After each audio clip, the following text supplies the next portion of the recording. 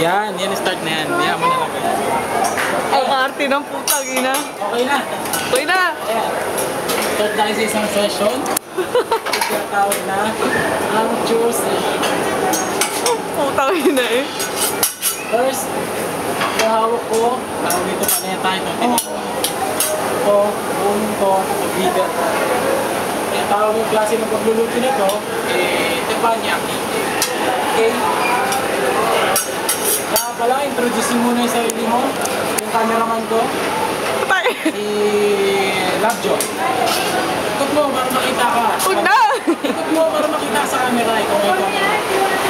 Tangin ang arte mo. Okay, simulan natin ang training. Una, flip. Flip the spoon. Flip the spoon ang tawag dito. Ayan, simple. Double. Double. Tingnan sa kabila. Hindi na nakikita ang ulo eh. Diba, sa kabila.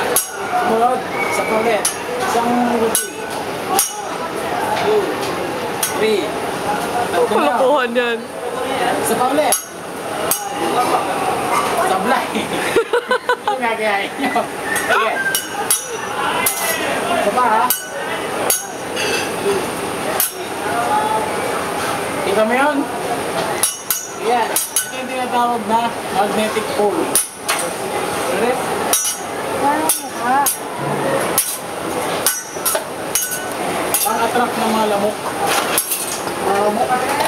Tangin ang arte. Kalokohan yan. Isa pa. Ano tawag dyan? Magnetic pole. Magnetic pole? Ang kamay, ang kamay, ang kamay, ang kamay, ang kamay. Double. Double flip. Double flip. Single. Single. Double. Okay? Yan, ito po kayo sa King Desol. Pero ito po kayo tinatawag na somersault. Spoon somersault. This is my friend, Francis. Francis, in Chinese food.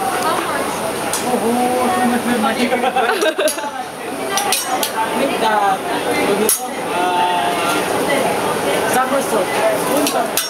Hindi mo baka nandyan yung manager ah. Oh, one more time.